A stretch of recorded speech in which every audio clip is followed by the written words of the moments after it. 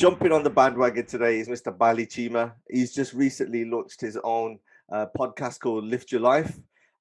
Please do make sure that you check it out. I will be putting some of the links in the description on the video link on any channel that I'm able to. So please go out there and support, subscribe, and we'll get into it now.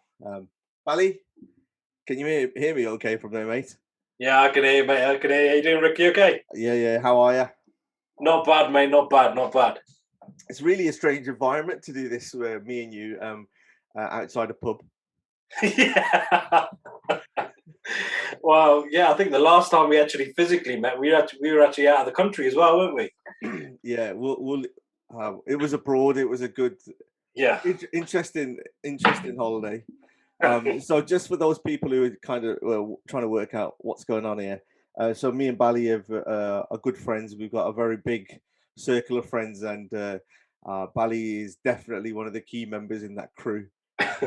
So it's kind of refreshing to see a familiar face on here.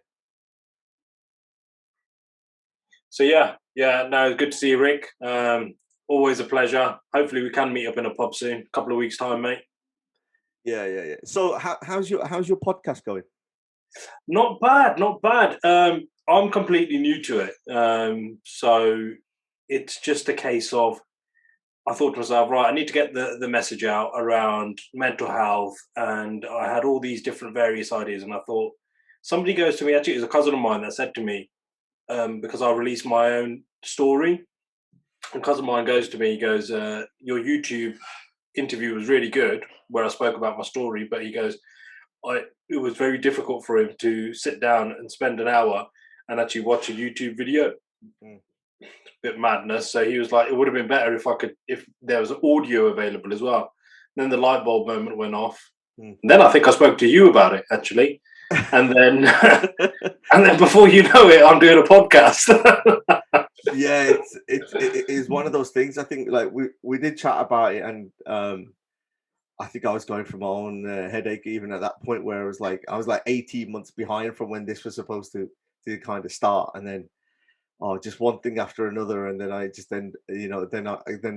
you ring me and say, I'm thinking about this. Any advice? I was like, yeah, this is what you should do. This is what we think you do. And, lo and behold, we're like literally just kind of starting at the same time, which is good, isn't it?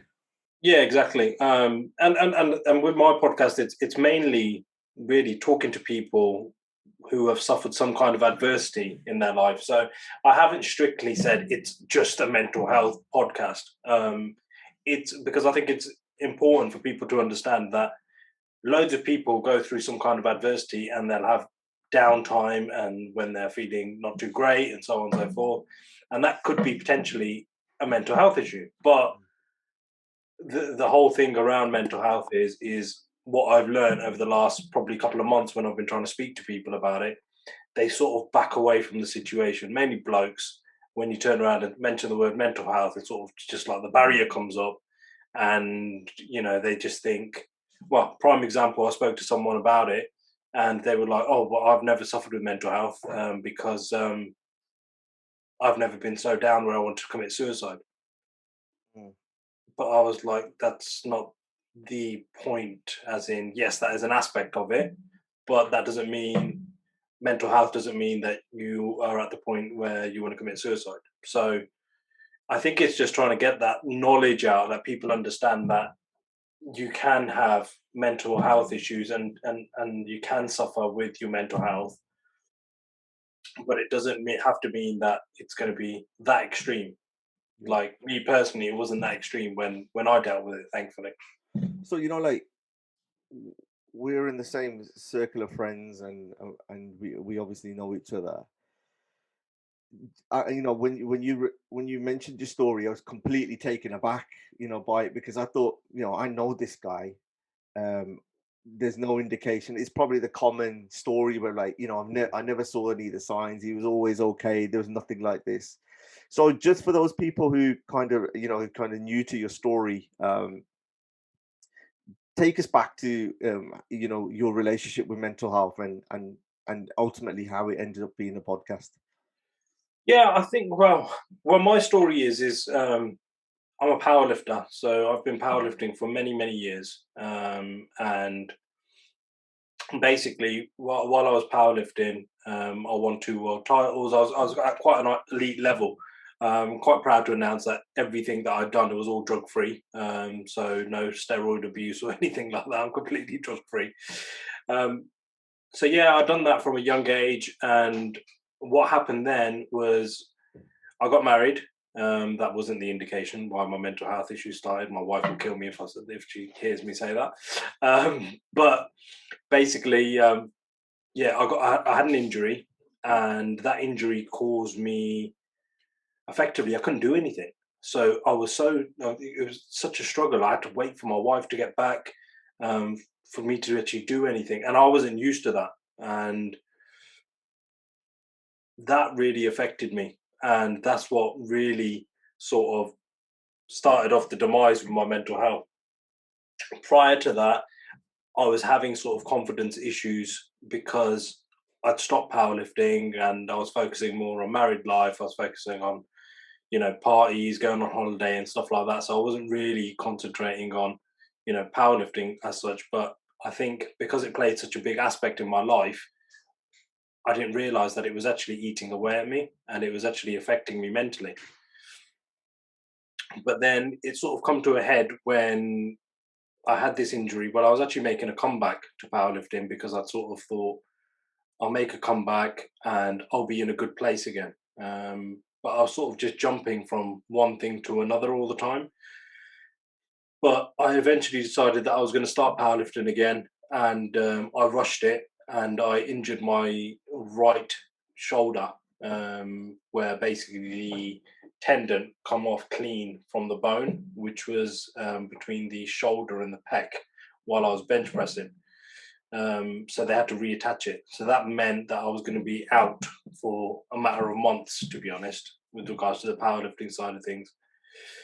And I think over a period of time, that then sort of it just pissed me off, to be honest. I was more pissed off because I couldn't do what I wanted to do. And and that was it. And I couldn't understand what the hell was going on with me because like I'd go out, like you said, I'd go out normal, absolutely fine with the lads. I'm probably one of the loud ones in the group, and you know nobody knew anything. But I'd have times where I'll probably break down when I'm at home, and I wouldn't know why I'm breaking down, why I'd be feeling like this, and these waves, or it'd be like waves of um, like breakdowns. I didn't know what the hell was going on with me. So it got to the point where my wife Armin actually said to me, she goes, "Look, I think you need to get medical help. As in, something's not right here. You're not right. You know, this is not normal." So yeah. So then I seeked actually medical help, which was a challenge in the first place. Actually going out and actually speaking to the doctor to say that I think I've got an issue. I don't know what's going on, but thankfully the doctor was really helpful, and I think there's quite a bit out there in the community now around mental health, and especially now with the lockdown and the pandemic. So I seeked help, and again, nobody really knew about it. I'd never really mentioned it to anyone that I was going through it.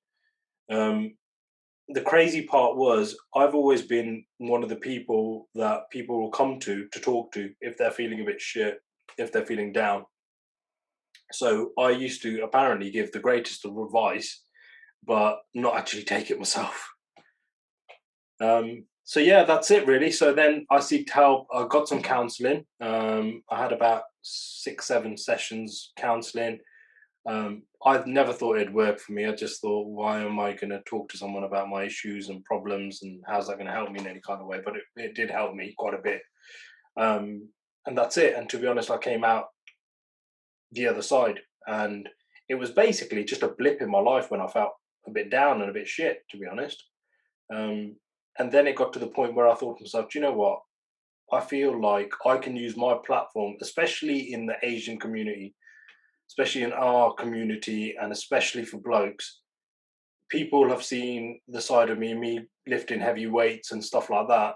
If I can come out and say, I've suffered with it, then hopefully it'll just sort of give people that sort of awareness where they can actually talk about it. Because if Bally's talking about it, it's okay to talk about it. So yeah, I mean, it's just a lot of heavy content to just go through there. There's a few questions that I want to ask. Kind of like starting off with, you were really competitive. You're an elite sportsman. Yeah. There's not that many happening in that whole scene anyway to start off with. So you already, there's. I'm guessing there's pressure in that, but taking it forward, you're achieving a lot. You're winning a lot. To take it suddenly away from you, because I remember, I think I spoke to you when you were injured at one stage. Yeah. And you were just telling me, and I think I was just saying to you, you've lost a lot of weight, because I remember the size of you. That was one of the key things. So, what point did you kind of recognize that the body's not working the same as it used to be? And the follow-up kind of question is, how did you know that you needed to have that medical help? I know you said that your wife did, but then you could be told by your wife loads of things. Yeah. How do you know that this was different? That I was like, I need to go and do it. With me, what happened was, I actually think before I made my effective comeback, before I was aiming to come back when I got myself injured, I think my mental health issues actually happened before that, to be honest. Because what it was I've always been into my training and stuff like that, and got to a decent size and so on and so forth. But then when I got married, I sort of took the pedal off the gas, and I started, sometimes I wouldn't go to the gym because I don't know, I drank too much the night before or whatever. I was taking time off. I never used to do that. So it was then where all of a sudden I thought to myself, I need to get back into shape, because I was getting fat, and I was never like that.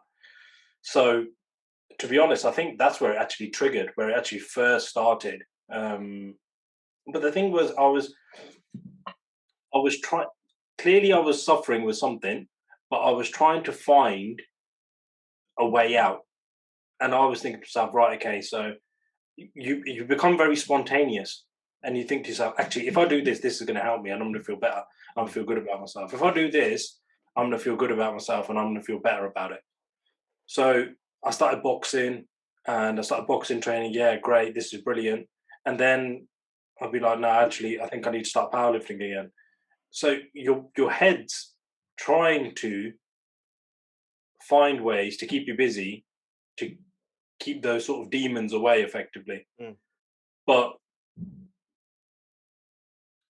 like you were saying about the pressure, I announced and said to everyone on social media, I'm making a comeback, and I'm going to be lifting in November.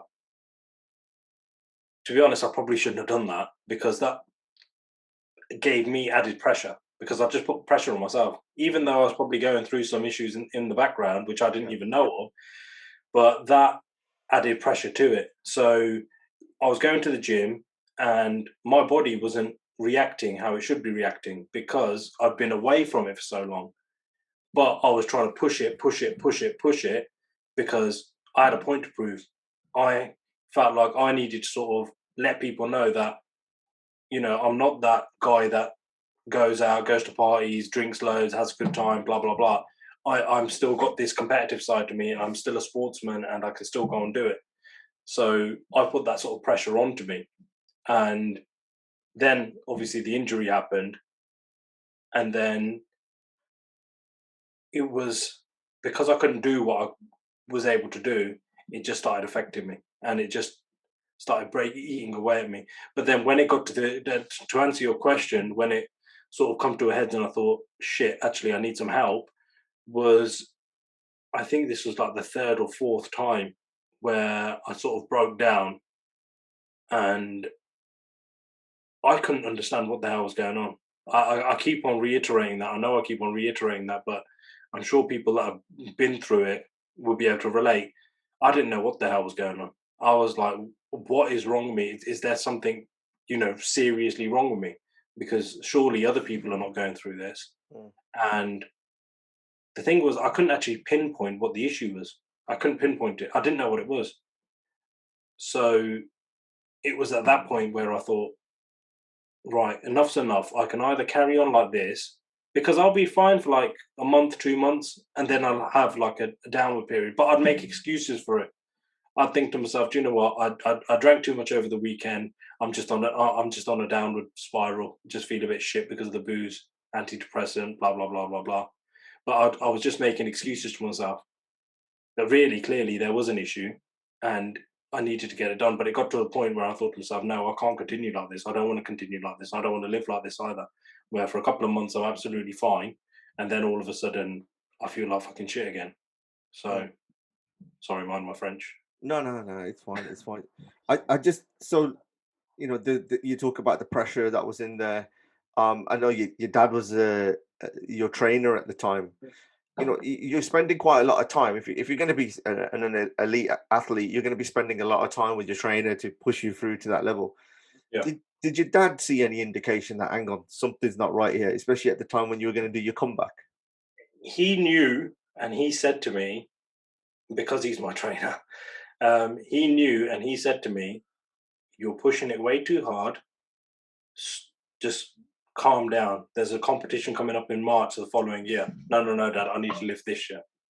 And he was like, "I'm telling you, you're rushing it, right?" But I was headstrong. I was like, "No, I'm fine. I know what I'm doing." Biggest mistake ever. Biggest mistake ever. If I listened to him, I wouldn't have had that issue, would I? To be honest, I don't think so. I don't know, man, because if you, Yeah. I mean, I'm only just going off what you're saying. So, like, correct me if I'm wrong. But you said to yourself that there was issues beforehand. You felt that there was something already there. Yeah. It could have been a delayed reaction, but these circle of events just basically happen and act as a catalyst for it to come forward. Would you say that's fair? Yeah, no, that's fair. But I'm just saying, I think the injury, it would have prevented the injury if I'd listened to it. Not the issue. I think it potentially could have avoided the injury if I listened to him and didn't push ahead so much. Just kind of taking it a little bit further back in terms of your competitions and becoming that the elite athlete. Those competitions that you talk about, how big are they in the powerlifting world? I mean, it's not probably common to the more common sports that we see on TV or on radio. How big is it? It is big, but it's not classed as a pro sport. Powerlifting is not classed as a pro sport. So it's not in the Olympics. So when I used to talk to people before, it used to be like, "Oh, fit to Olympics nuko do jana," and you're like, "No, it's not an Olympic sport," because they're like, "Well, why can't you do that? Do weightlifting instead then, and go to the Olympics?" Because you get that.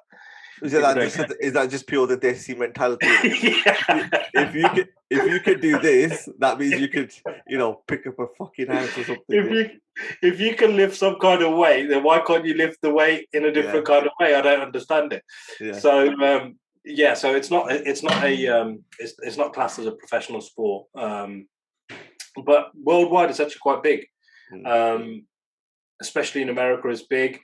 I mean, like if you look at all the strong men and stuff like that, like World's Strongest Man and stuff like that. If you have a look at their backgrounds, a lot of them predominantly are going to be powerlifters. Yeah, I think is Mark Henry in that kind of? I remember Mark Henry was a powerlifter. Yeah, Mark Henry was a powerlifter. If he could do it, then it's pro sport. If he's doing it. Yeah, but no. So have I turned into that Desi uncle? You've turned into the Desi uncle. You should have. Why didn't you go into wrestling, WWE? I know, man. I know. To be honest, at one point I was going to go to kabaddi as well. Oh. I was looking at that avenue as well at one point. But then you talked about being drug free. People don't want to say it, but kabaddi is full of steroids. It's full of it. That's what sort of put me off it, because I just thought to myself, it's not a level playing field, is it? It's not. No. Just touching on that, how did you get? Were you ever at the peak of your kind of career in the powerlifting? Were you getting offered to kind of go into that next level of using?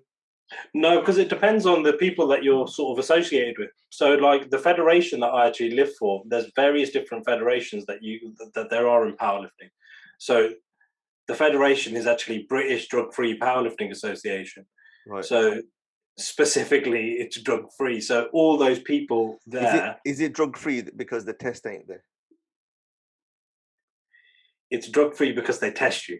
Okay. It's drug-free because they test you. So there's other federations, which I won't mention any names, but they know who they are, where they don't say that you can take steroids, but they also say that we don't test you. Okay.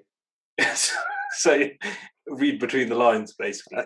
I think my whole kind of faith in drug testing, obviously one of my background is in this field as well. Yeah. But have you ever watched the documentary Icarus on Netflix? Bits and bobs of it, yeah. Yeah, I watched that, and honestly, my faith in sports has just went downhill. It's like because he was going. So just in the documentary, there were it was a cyclist who he did the a race. I can't remember the name of the race. Without drugs, got into position. Then found this scientist basically who was kind of head of this anti-doping program, and then convinced him to just kind of drug him up to the max, and so he could just see what position he could get. As it was going on, this whole story of the Russian kind of Olympics around Sochi and started to kind of unravel, and this scientist who he became mates with was a key figure into it. And then he just went into detail of how they used to kind of switch samples in loads of sports, and how proactive it is in countries that is kind of like state run. And then, as you just seen, if you ever get a chance to look at the Tour de France winners over the last kind of 20 years, how many of them have actually been busted for doping is ridiculous. Madness. It's madness. It's madness on a different level. I mean, even like with us, there's still like you can get tested. The good thing is it's probably the best you can get out there at the minute, because you can get tested. You get tested randomly. They've got your address. They've got all your details and stuff. So they can randomly come and drug test you at home or at your gym and stuff like that. They've got all those details. So have they ever come to your house yet? No, they haven't. No. Drug free. But no, they haven't. But then it's one of those taboos. But now I think, see, like when my dad was lifting back in the 80s and 90s, like drugs, it wasn't as big. But like now, every other gym goer, like somebody just wants to bulk up and just do a bit of training, you know, they can just, it's quite easily to get hold of it. People just take it like whatever. Yeah. I saw a podcast with Dorian Yates, and he was talking about what his routine was, and I think he put it up on the internet of what he was taking, and they didn't believe him that he was taking a kind of a small amount compared to what people think that he was taking to get that big. Yeah, it's a stack. He was talking about it's a stack or something, wasn't it? Yeah, that's right. Yeah, so I think with steroids it works in cycles, don't they? So they have normal one cycle for around about six weeks, and then they will take another kind of steroid for another 6 weeks, especially if they're going towards kind of like a competing. I might be fucking this up totally, but that was kind of like my reading into it. But they'll be taking quite a lot of the stuff to get into, especially if they're going to be kind of performing or getting into competitive. Yeah, 100%. There's loads of different types that people take. Yeah. If you go to India, there's a lot of people in the band that don't even know that they're taking steroids. How do you know? Come on. So there's a story there. I went years and years ago, right? Years ago. This was when I was a kid, and somebody was there talking, and they were like, "Oh, share to goli mil jandi hai," right? And within 6 weeks, right, the banda gets huge, right? So I was thinking, right, and they called it. There's a lot of stories. There's a lot of jokes that can be made at this. I'll just say it to you, Bally, but you need to clarify this very quickly. As in, the bloke will get big, as in muscular, right? With this goalie, right? So, but they called it a Takatali goalie, right? So the Takatali Goli was actually Dianabol. I think it's Dianabol. I don't know whether it is Dianabol, yeah. So it's a steroid, but they were just popping them out there like fucking vitamins, you get what I mean? Yeah, I think like even Hulk Hogan was saying, you know, in the WWF days where there was a lot of the wrestlers, they had no idea what they're doing. They were literally taking them every day, injecting every day. Allegedly from Hulk Hogan, what he said, just in case. But I think it was this whole craze of the phenomenon of kind of like getting bigger and bigger and bigger. And it's kind of it's all now growth hormone and all these kind of things. So it's like just kind of bringing it back really. There's the drug-free version of what you're doing around powerlifting, but then there's like many different forms from it. In terms of like Apne involved in this whole scene, you know, is it growing or is it just still kind of you involved? Or in our federation, there's probably at a max a handful. When I mean literally a handful in in this federation. There's other federations where people are in, you know, they're lifting there up there, but even still, it's sort of the same sort of people that I saw when I was 15 years old. The same sort of people that are doing it is still the same sort of people, but you know, it's I think with the up and out community, it's why go to a competition when you can just go to the gym and you can pop a few steroids if you want and get really big. Do you know what I mean? And walk around like you're the man. But because it, like I said, is easily done now, and people take them like paracetamols nowadays. Yeah, you're definitely seeing a lot of the younger generation looking after themselves. It's, you know, a lot more kind of health conscious. Do you feel the same, or do you think it's just a kind of a phase? No, I think people are. I think people are probably looking after themselves a bit more, doing cardio. They're actually looking into their diets and things like that. Let's say probably 20, 30 years ago, that wasn't the case. You know, I don't think people did look into their diets and stuff like that. So, so no, definitely people are out there and looking out for themselves and, you know, looking after their body and researching stuff. I mean, the internet's obviously a great thing, isn't it? Where people, you know, research what's he doing, what are they taking, and what's their diets, and you know, what's their training regimes and stuff. And I do the same as well, to be honest. So you mentioned something a bit earlier when you just saying like, you know, you were conscious that you were becoming fat. You know, we're in the age of kind of like social media where imaging is really big, and within the bodybuilding there's PEDs, as like performance image enhancing drugs, or the other way around. Do you feel that there's this another pressure on people to try and look good as much as they can, and especially in the field that you are, how much of a pressure that is it?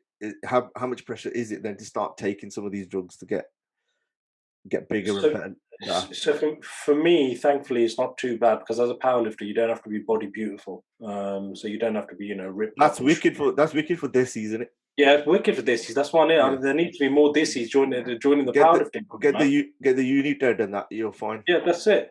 That's it, man.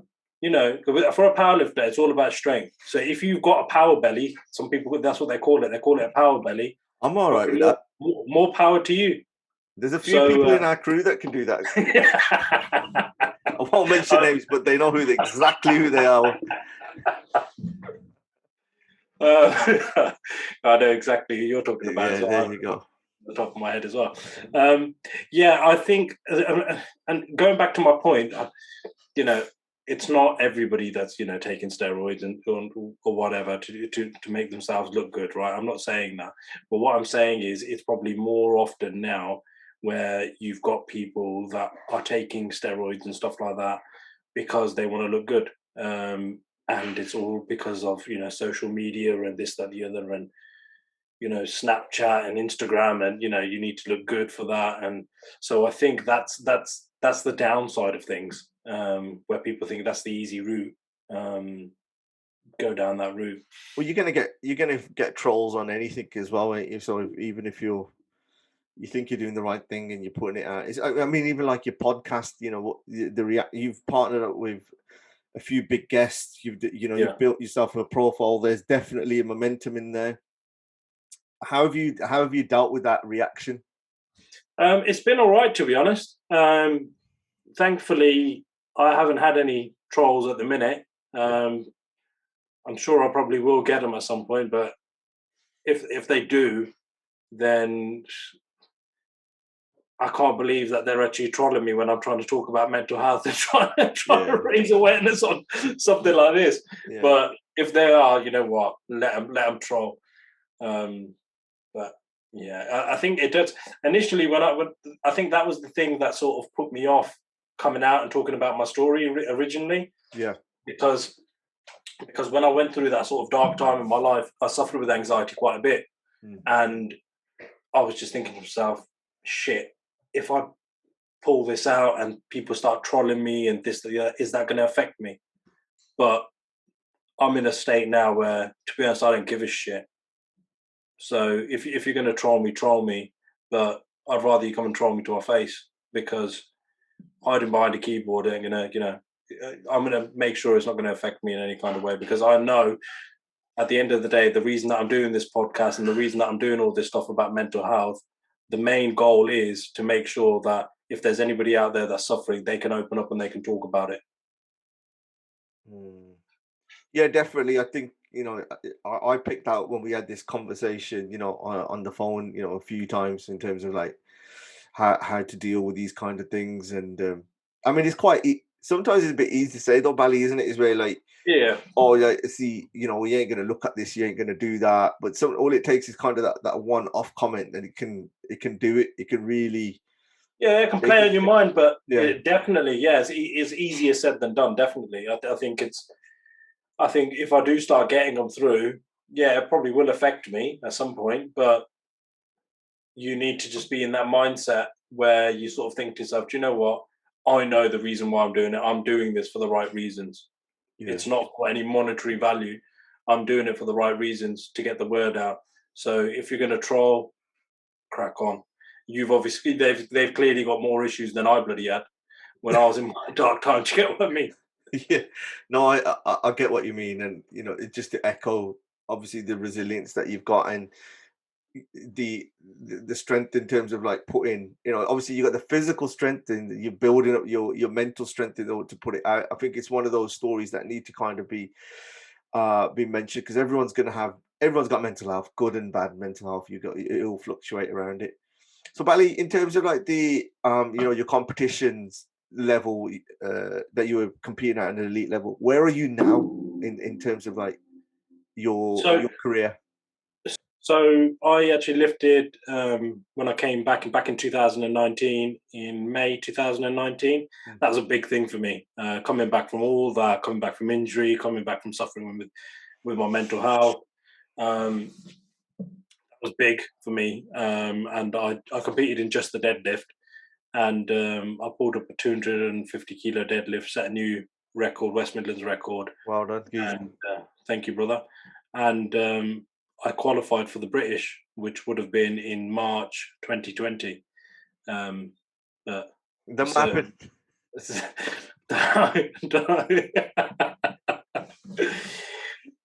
that's that at the minute. I mean, I'm just going to see how I get on, but I've been training quite hard, as much as I possibly can do during lockdown, making the most of the weights that I've got at home, and not letting the. You could have sold them at the beginning of lockdown. Do you remember? It was two things that was like gold dust. Sorry, three things. Actually, four things.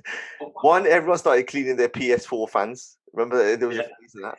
Then it was Tiger King. Everyone then was after a haircut machine. Yes. And then the last one was weights. Weights were like gold dust. Weights were big. There's one guy I know. He turned around and goes to me, his mate, before lockdown, check this out for an entrepreneurial idea. He purchased, I think, 5 bench presses from Argos with the weights for, I think, 110 or 120 pound each. And then I think he was knocking them out in lockdown for about 400, 450 each. Ridiculous. Why couldn't I think of shit like that? Because they're seeing it. No, to be fair, I mean, I think I probably want to ask you a little bit of a difficult question, really, on that, which is you've had an episode with your mental health.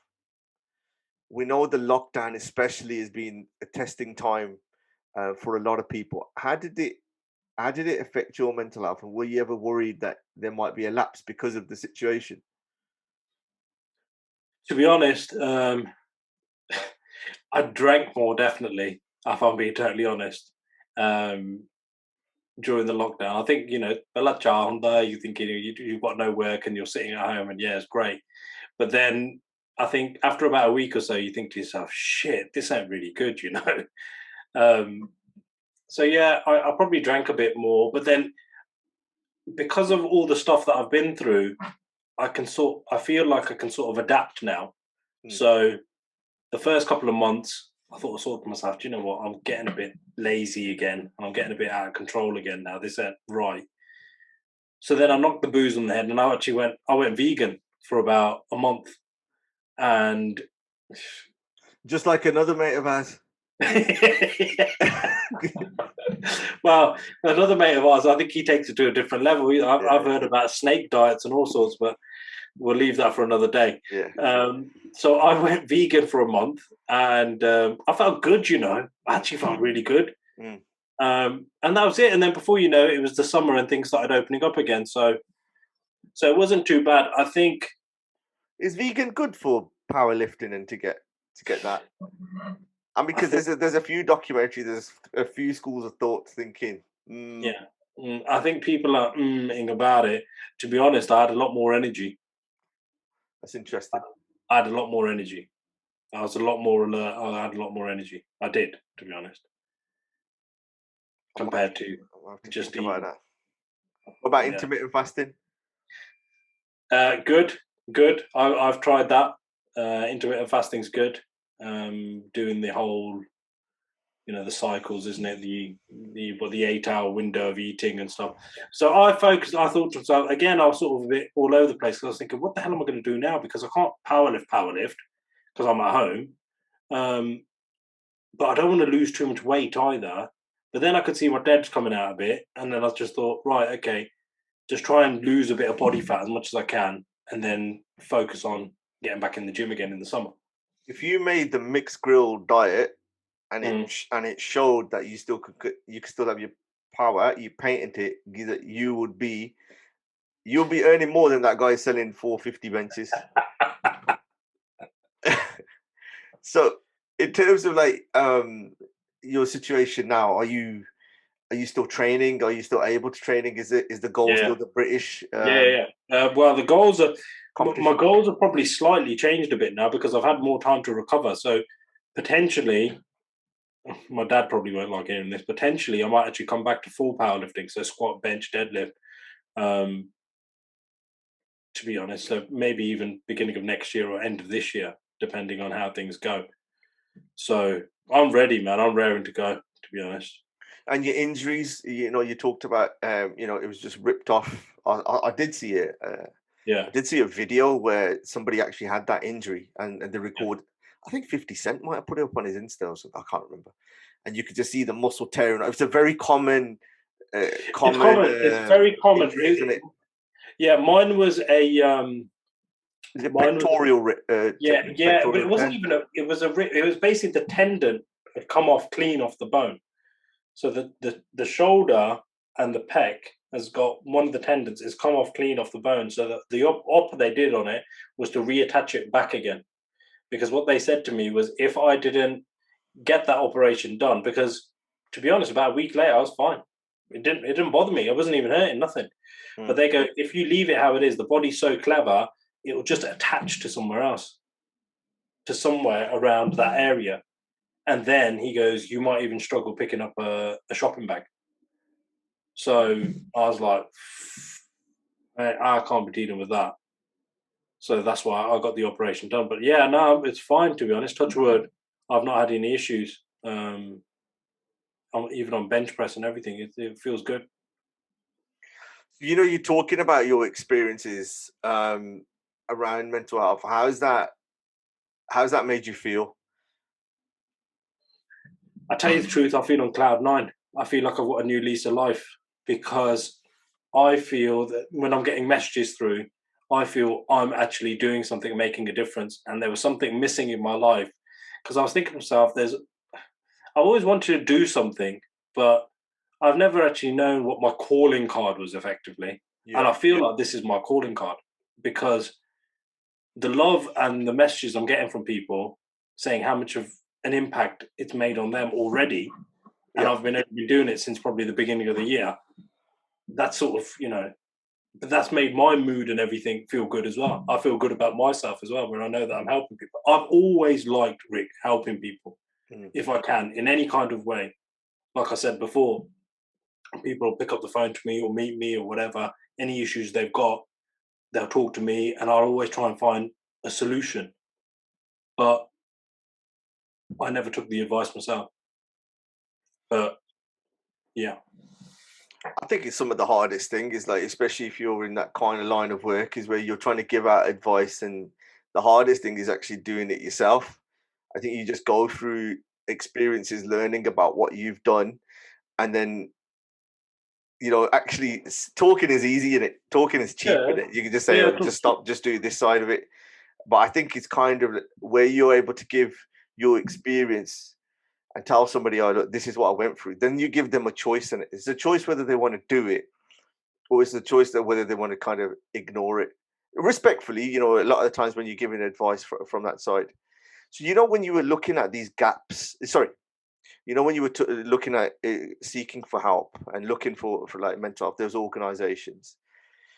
Did you? This is an area in addictions or talking therapies. Is there any?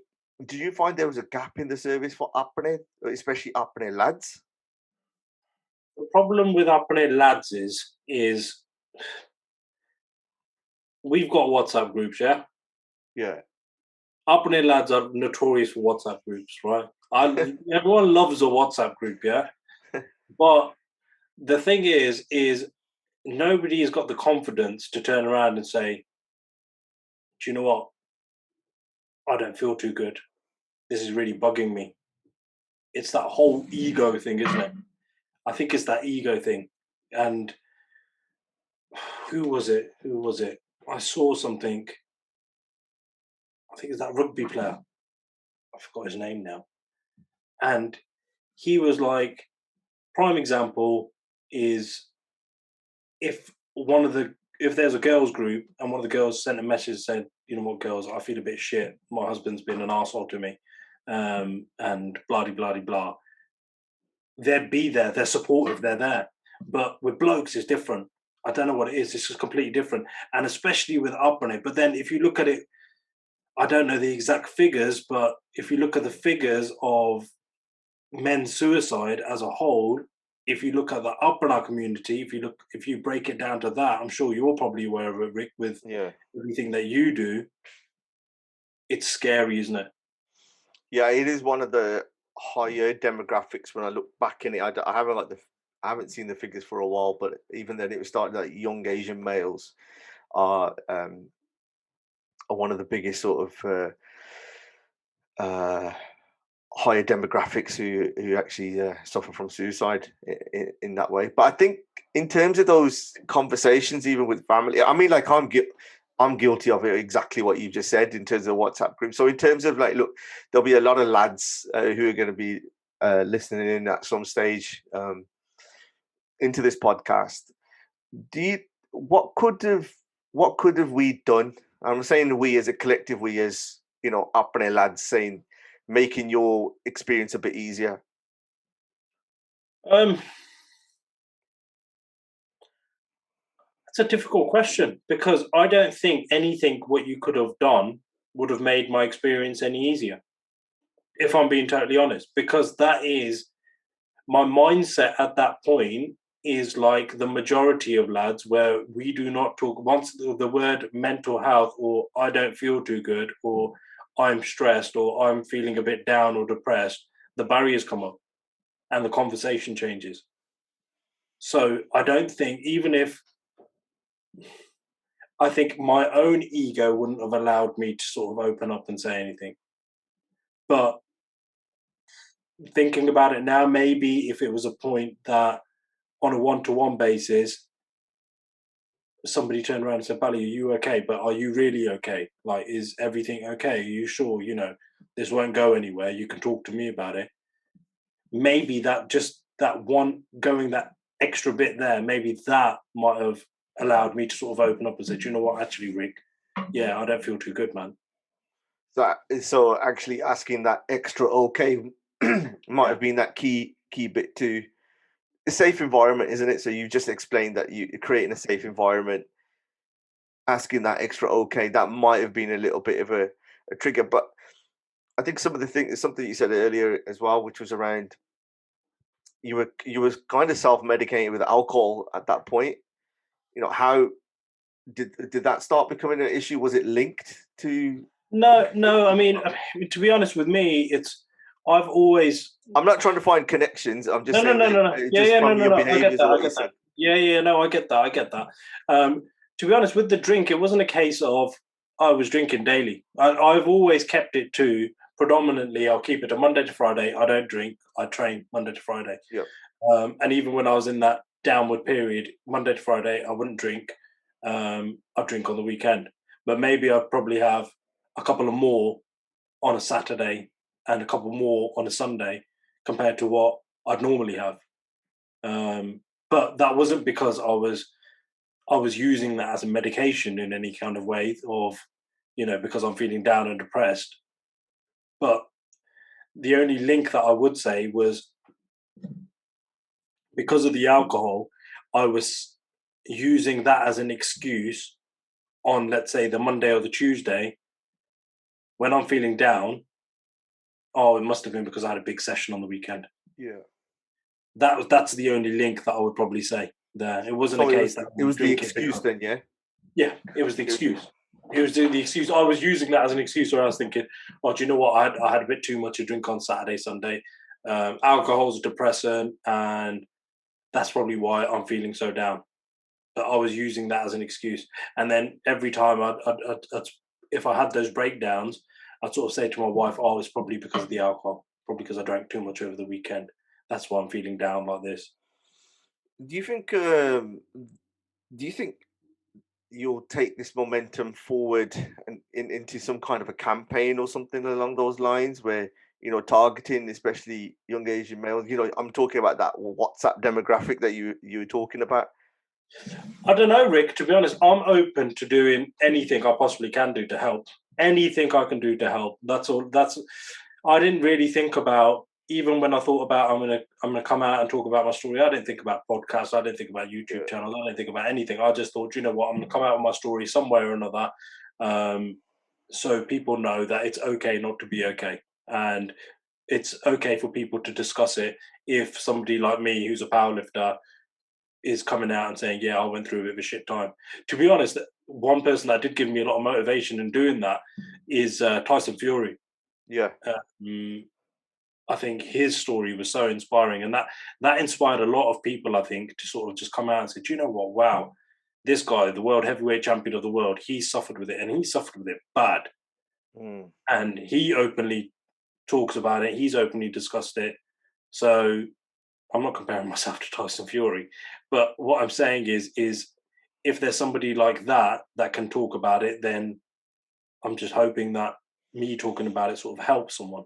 So I know you're saying you're not comparing yourself, but it's almost kind of a bit of a similar story where, he achieved, heavyweight champion of the world. You've achieved your elite status and were becoming two-time world champion, was it? Yeah. And then I think from my understanding from listening to his story, he was like, now what do I do?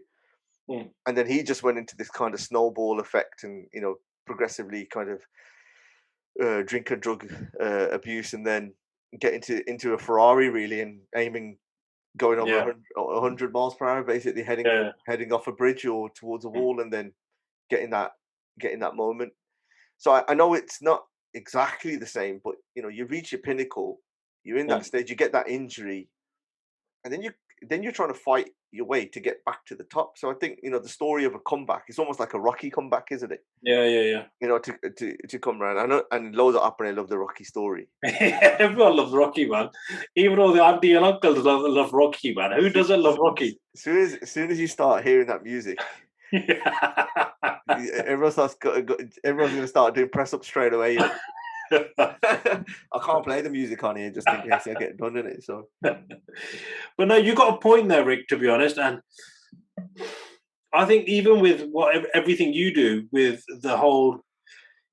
See, I didn't really know exactly in depth what you sort of did, and I've only recently just found out what you did. Right? Can you let me know? Yeah. But like again, it's not probably something that you would talk about in the WhatsApp group, is it? It's not something you would openly sort of talk about and say, look, you know, lads, if you're suffering or if you've got any issues, you know, I'm here. Give me a shout. You do know I do this. Yeah, I think it was kind of it's kind of multi-layered, and I'm sure I'm going to end up repeating myself several times. Where I just got frustrated, if I'm honest with you, is because it was interesting. You know, like I got the question, which was like, you know, why are you doing a podcast?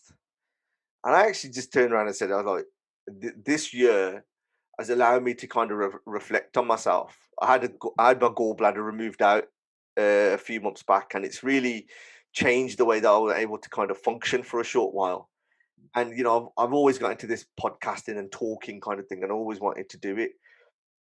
I think what the difference was on this one was I just wanted to speak to people who I'm interested in and subject matter that I'm interested in. I don't care about the views.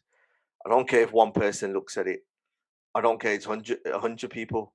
You know, anything's appreciated.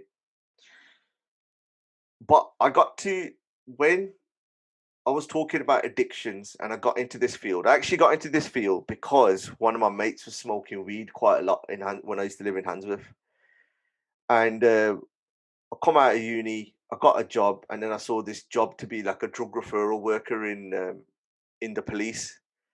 I saw, got involved, and you know, you talked about ego. You know, my ego kicked in. I'd done some training, and like a prat, I went to go and see him, and I said, "Yo, geezer, I'm a drug worker now. I could come and save you."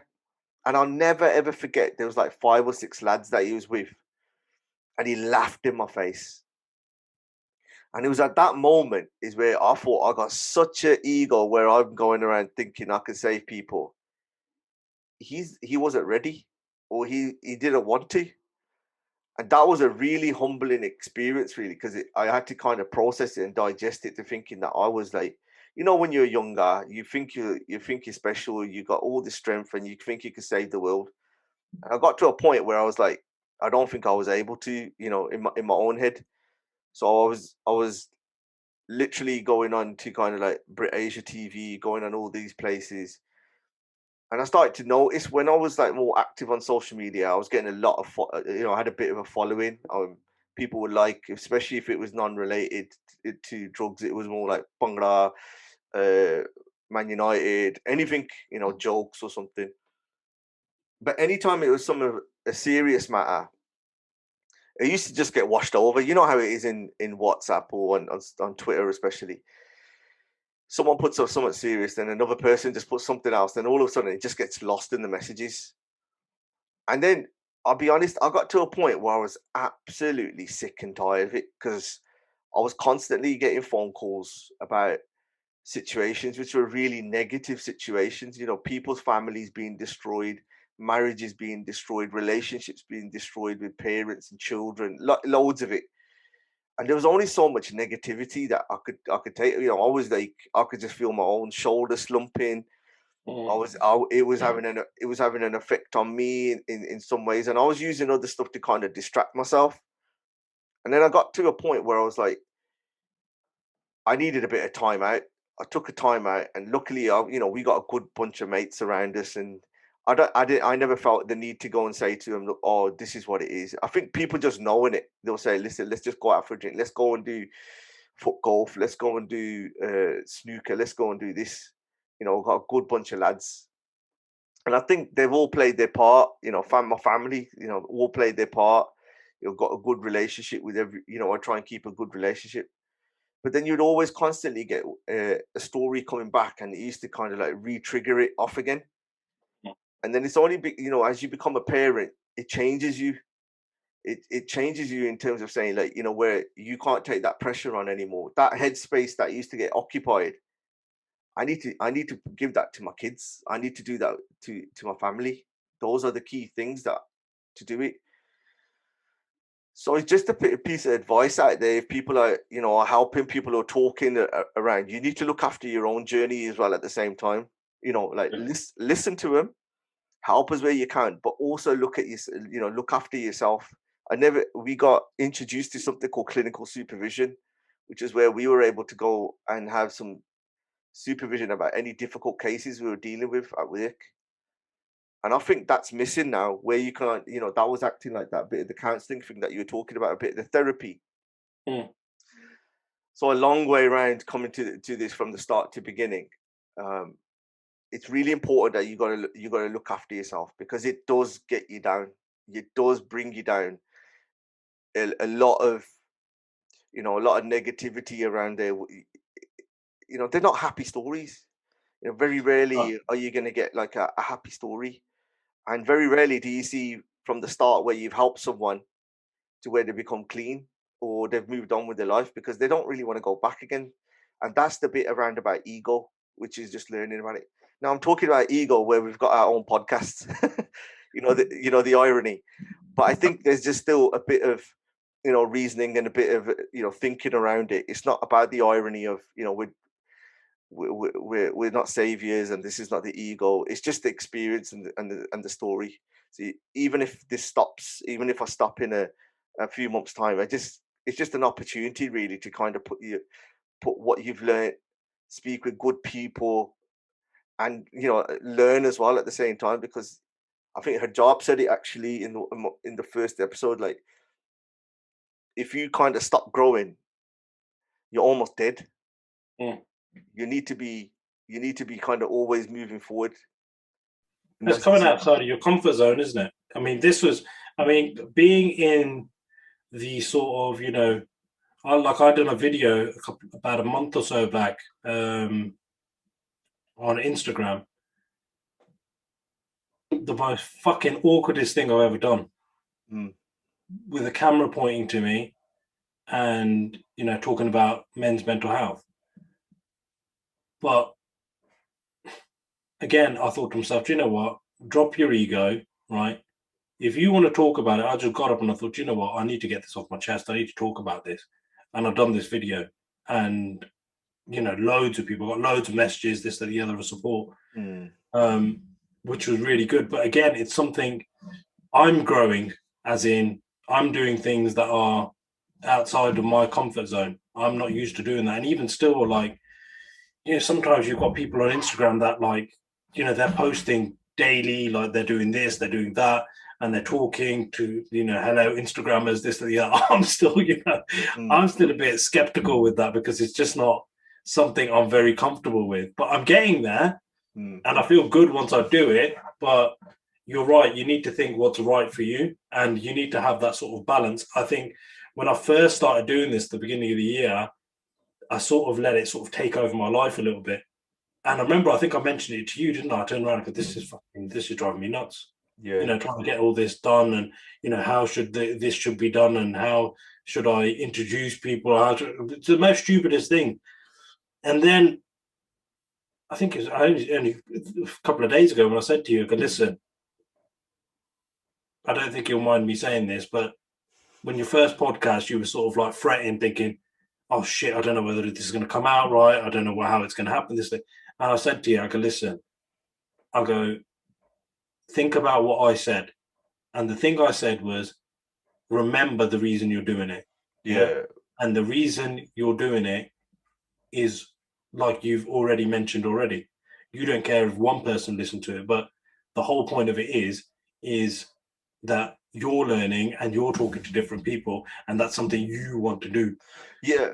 I think that is the correct answer. But I think in the same way where I was kind of posting, where you post stuff and then it kind of get ignored. If it doesn't catch attention, then it's like it's not there.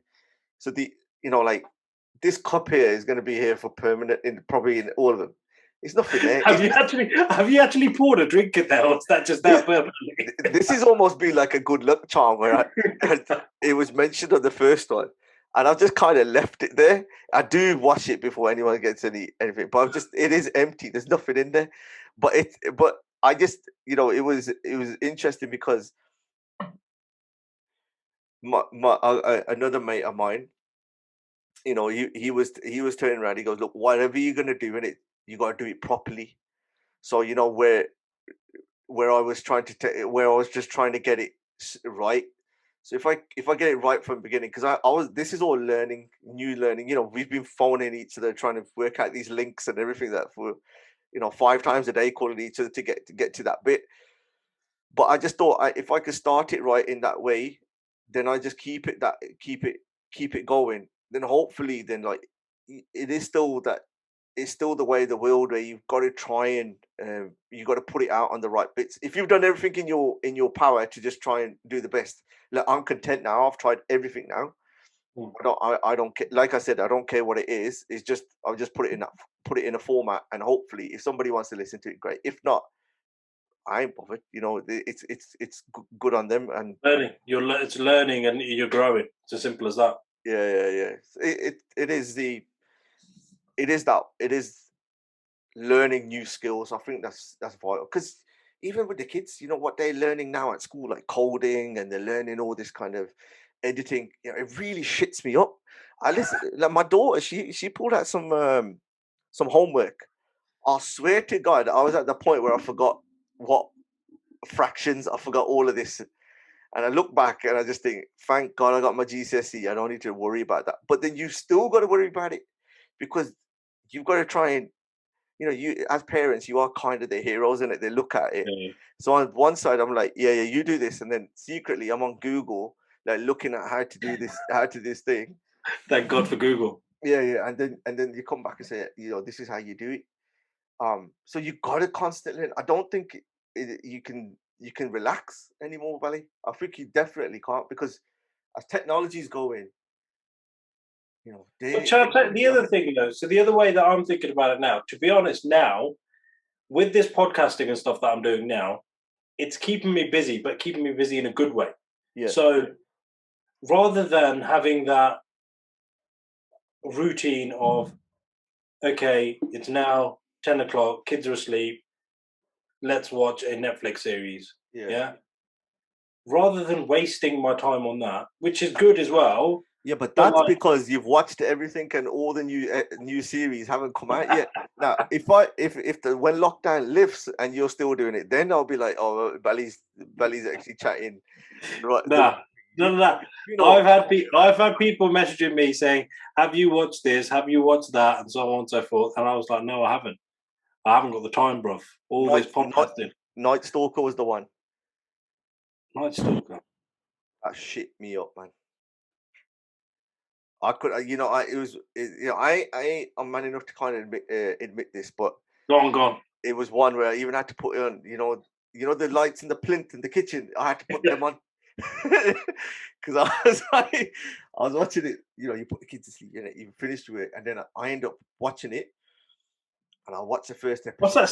What's that series? Night Stalker. Night Stalker on Netflix. Might have to give that a go. Honestly, it was. I ain't gonna spoil it, but I got 2 episodes deep into it, and I was like, I thought this can't be real, but it was, man. It was bad. It was very bad. That was the last one. I think everything I was watching was all crime related. There was all murder. There was all these kind of things, and then I love those, man. Yeah, every series that you're watching, it was always a flashback involved, and it started to wind me up. You think of all the series you've watched, I guarantee you there's flashbacks. Yeah, you're right. And I just started to wind me up. So I think I'm just, while we're waiting for lockdown to be lifted, hopefully they come out with some new content and then get back into it. But I think you are right. This is a really good kind of distraction. I'm learning as I'm speaking to more people. And then also, I don't. When do you think you're able to have these kind of conversations with people? You don't necessarily get a chance like this. Of course you don't. People are now. But then saying that, I'll tell you one thing. When I went back to the pub again, right after lockdown, whatever it was, Okay. or whatever it was. I'll go. Don't self-incriminate yourself, mate. No. Whenever that was, back in the summertime, I don't know. Yeah, August time. Yeah, just before then. It was weird, man. You know, the first like when everyone's sitting there with a pint, it was like you'd first sort of met each other. You know, when you've got that awkward situation when you've gone to a wedding and you don't really know anyone there, and you're sort of sitting there and you're sort of making conversation, and you're just sipping on your pint and just hoping for the best. It was like that, but that was like with close mates of mine. Just weird, man. Yeah, because kind of the conversation. I think people are more happy just to see people in physical form. Yeah, you know, I think I'm like thinking back, you didn't want to shake anyone's hand. No, there was all this kind of this stigma around it. Yeah, and then you get a bunch of people who didn't believe it was real. Yeah, and then I was like, I can't talk to people like that. I'm like, okay, let's move around. Then by the time we turn around, you say, like we've just done, we've watched everything on Netflix. Then you're like, what else are we going to talk about? And then you just talk about football, but football is shit. Yeah. And then you're like, all right then, mate, I'm going home. Yeah. I'll see you later. Yeah. Yeah, no, it's a bit of a weird one, but I am looking forward to it. Did you avoid the craze of cycling?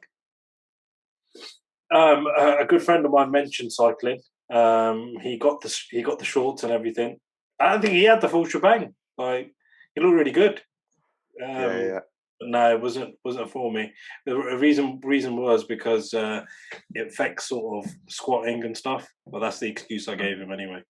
So yeah, but I know you did a bit of cycling, didn't you? Did you enjoy doing a bit of cycling? No. Yeah. So when I first started, I was like really, really, really, really, really fat, and now I'm just like kind of like really, really, really, really fat. Yeah. So Okay. so it was ended up buying. I learned a lot about cycling in a very short period of time, very quickly. So it just went out for like seeing one of my mates, and he goes, "Yeah, we're going to meet up." But that was a way of trying to see people, but doing something positive, because I think agreed. A lot of us there was a lot of extra drinking that was going on, especially with like Zoom calls, and then you're getting on, then you're just constantly drinking. Then what happened was one Sunday, um, we've got some good country lanes just around the corner from here. Um, we met up and we did this route. There's a few of us.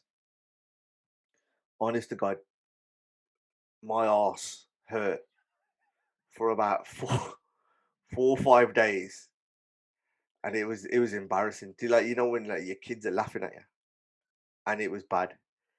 But the experience that I got, which was such a head clear, it was brilliant, because I hadn't ridden a bike. I hadn't rode a bike since for about 15, 20 years properly. I bought one, like a really good one, um, not too long ago, but I rode it once, had a bad experience on it, and I realized what it was. That I didn't, I just left it in the shed. But this was a chance to kind of, start it again. And then I just got the bug, and started it doing like 3 times a week, 3 times at the peak. And then got quite heavily involved in it, to the point of like, Lycra was purchased. Oh, Lycra was purchased. Yeah, Lycra was purchased. So I've got a few outfits, nice. You understand the value of like chamois cream, so it stops like chafing and stuff. So you got to bandeli loro pendia, just put it that way. Yeah. And then I've just like quite a lot with everything in it. As you're getting well into something, you get like an injury, and I got injured because I started doing that and carried on my football. So I was playing football twice a week, and then I don't think I've put my body under that much strain for a good number of years. And then I think that's when you kind of like realize that you've got to start listening to your body more. Yeah. And then and I didn't. You eat crap. You do. You're not as much as drinking or anything like that, but you're not looking after yourself as much. Well, Rick, so just a quick one on that, yeah. So, we were talking earlier on. I know I'm probably going completely off subject, but I don't think I am actually, because we were talking about the safe space to talk, yeah. So, I think you know where I'm going to be going. I genuinely don't know where you're going. Okay, so the safe space to talk, right? So for an up and our lad, right? I won't even say majority because I don't want to stigmatize and don't want to, But let's say the only place really is the pub, innit? But then how can you if there's 6, 7 of you? Because you make a really good point. Actually, I think it comes down to kind of like drinking habits in not. I don't want to. We've talked quite heavily about alcohol in this one, but I mean like more socializing habits is where. If you look at the role models that we looked at, a lot of the Siane that we used to see, especially the men, anyone used to come over, it'd be conversations being a pub, right? So we've kind of somehow subconsciously or consciously inherited that kind of culture. When someone comes, let's go pub, let's go there, let's grab a quick pint, or let's go grab some food or something, yeah? Grab a mixie. I think that safe space is right in the pub if it's not misused. Because sometimes for some people, they only want to drink and then they tell the truth. Sometimes they say that the other person is too drunk and forgets what they said in the morning, or the person regrets saying it in the morning. So I think it's kind of like those boundaries. And ironically, when I think, I don't know whether you made the link on it, but sometimes when we were catching up on a bike ride, you're with someone, and they're just having a really clear conversation with you, and sometimes it could get quite deep, especially if money problems around people getting furloughed, or they've lost their job, or they're gonna lose their job, or trying out ideas. I think that's what this is. What it's kind of done. And I did see that. I did see a post where people finding this pressure to learn a new language or learn a new career and learn to do things. It's actually okay not to do any of those things. It's okay just to survive, something along those lines. And a part of that survival is in terms of like talking. So the safe space. It depends how pubs react really, and how people react when they see each other. Will people? Don't get me wrong. I think if you turn around and say, if it's a one-on-one basis, let's say I turn around and say, Rick, let's go for a glass, right? Standard, right? The standard kind of protocol, right? Yeah. And then maybe after a couple of beers, I might turn around and say, do you know what, Rick? I actually feel a bit shit, or blah blah blah. I think it depends on how it's used, and I think that's a really important point that you made, is how it's sort of used, how people can talk about it. So my question is to you is, how do you think it will be? I know we're doing all this stuff and so on and so forth. How do you think it will be easier for, let's say, Joe Blogs in a WhatsApp group who is struggling? How can we sort of get to the point where they can actually seek some kind of help, or we can help them? Something, I just reminded me of it. There was a few times, a few of the lads, we're putting it in WhatsApp groups saying, look, if anyone needs to talk, anyone needs any help, especially around the toilet roll pandemic, when people were nicking it. We got a lot of shopkeepers in our crew, whatever, and they were saying, look, if anyone needs anything, don't worry about ration. We've got food, we can help, and we can support. I think it's there, but it isn't packaged in that same way. To be honest, I kind of flip it back on yourself, where you talk about like the mental health kind of things and everything that you experience.